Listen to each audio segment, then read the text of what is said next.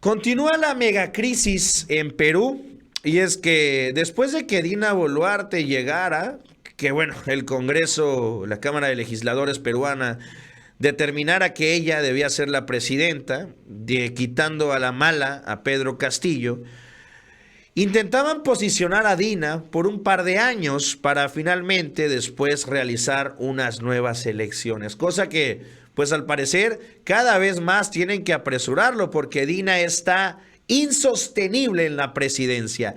Decenas y cientos de manifestantes todos los días piden la cabeza de la presidenta Boluarte. Aunado a esto, ya se suman por decenas las personas que han perdido la vida en medio de estas manifestaciones. Videos de cómo son reprimidos por los policías que deberían de cuidarlos.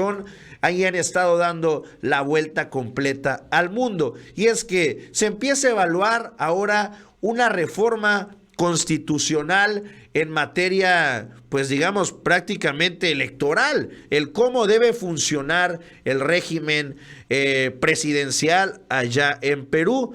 ¿Y qué es lo que se ha estado manejando? Pues prácticamente una dictadura parlamentaria. Y es que los congresistas están intentando adueñarse por completo del país. Todo esto, hay que decirlo también, empujado como siempre por la mano perversa del tío Sam. De esto y más nos va a platicar Miguel Ángel Pérez. Miguel, ¿cómo estás? Buen día. Excelente día y también lo saludo a usted que nos mira y nos escucha. Bueno, Perú anda pasando por situaciones complicadas. Las protestas y protestas parecen imparables, que si exigen el adelanto de las elecciones, que si el Congreso se los impide, y son varios los escenarios complejos por los que la ciudadanía reclama. Y tal parece que, pues vaya, podría estar el Perú ante una dictadura parlamentaria, uno de los cuantos escenarios que le explicaremos a continuación. Y es que hay que señalarlo. Lo que los ciudadanos peruanos exigen en estas protestas masivas es solo una cosa: adelantar las elecciones generales para 2023. ¿Y qué cree?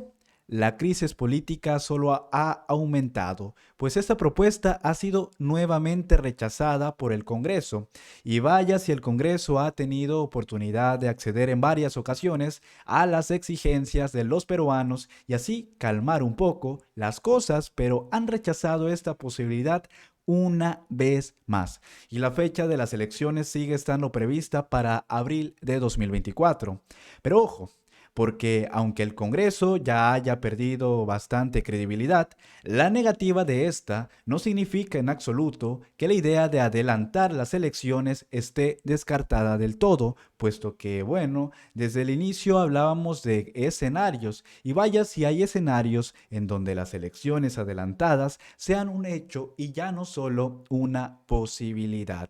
Aunque es bastante trágico y necio por parte del gobierno peruano no hacerse simplemente a un lado y que la presidenta renuncie para que entonces haya elecciones inmediatas, no, ellos prefieren seguir decidiendo por sus intereses personales. Y es que en medio de las protestas exigiendo la renuncia de Dina Boluarte, ha sido esta la que ha jugado la primera carta, ya que anunció que si la iniciativa no prospera en el Parlamento, como sucedió, presentaría inmediatamente dos iniciativas legislativas con carácter de urgencia para adelantar los comicios. Y es que en la primera propuesta de Boluarte pondría en la mesa una reforma constitucional de elecciones generales para que éstas sean sí o sí este año 2023, donde los comicios podrían suceder en octubre, la primera vuelta, y la segunda vuelta sería hasta el mes de diciembre. Como segundo movimiento, Boluarte propone que el próximo Congreso a elegir le encargue a la Comisión de Constitución la reforma total de la Constitución de 1993. Pero también Boluarte está consciente de que esta es decisión exclusiva del Parlamento. Ahora bien, el primer proyecto de Boluarte está ya en el Congreso. Y es que el Ejecutivo presentó ante el Parlamento el nuevo proyecto de ley de reforma constitucional para intentar que el Congreso apruebe las elecciones generales adelantadas para el segundo domingo de octubre de 2023. Esa iniciativa es la propuesta del recorte del periodo de mandato, tanto de Boluarte, quien fue designada apenas en diciembre del año pasado por el Congreso tras la destitución del expresidente Pedro Castillo, quien debía de gobernar hasta 2026, pero además de esta reducción, también se aplicaría al mandato de los congresistas y parlamentarios andinos que fueron electos en los comicios de 2021.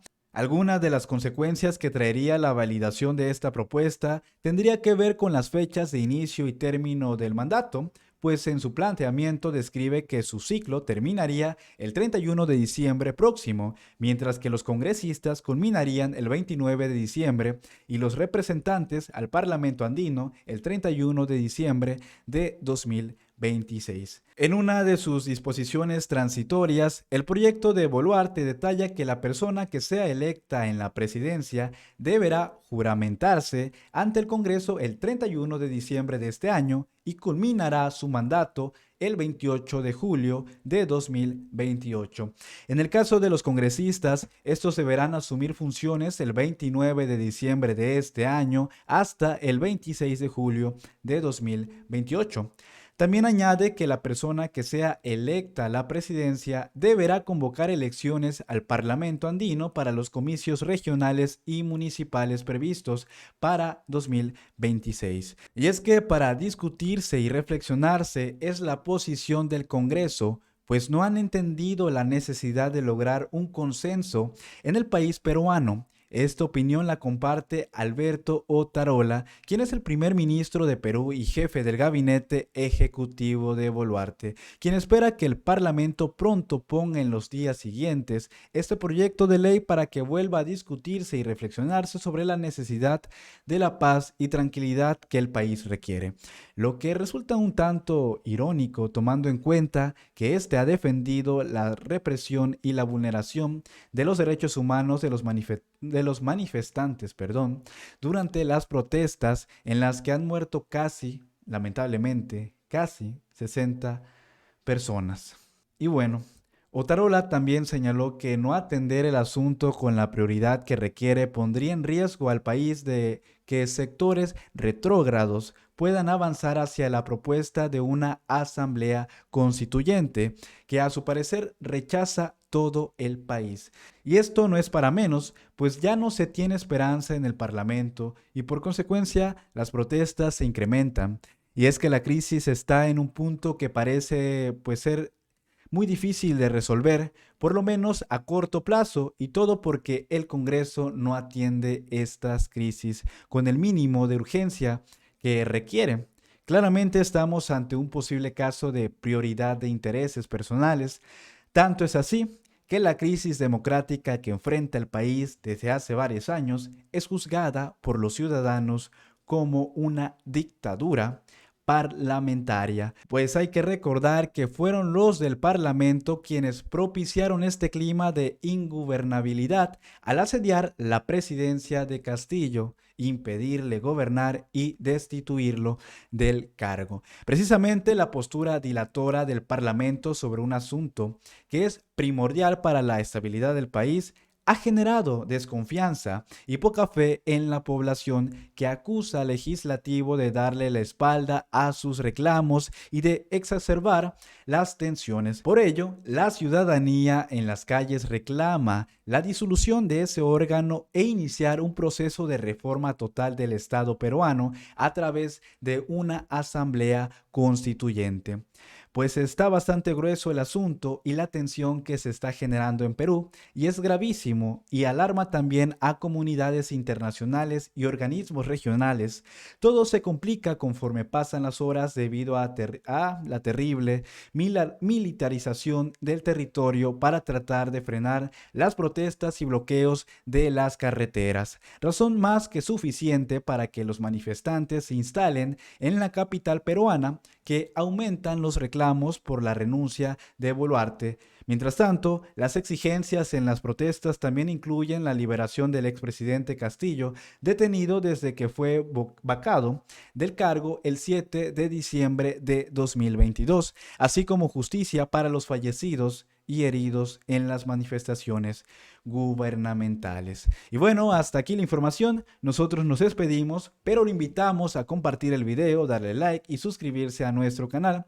Yo soy Miguel Pérez y usted y yo nos vemos hasta la próxima.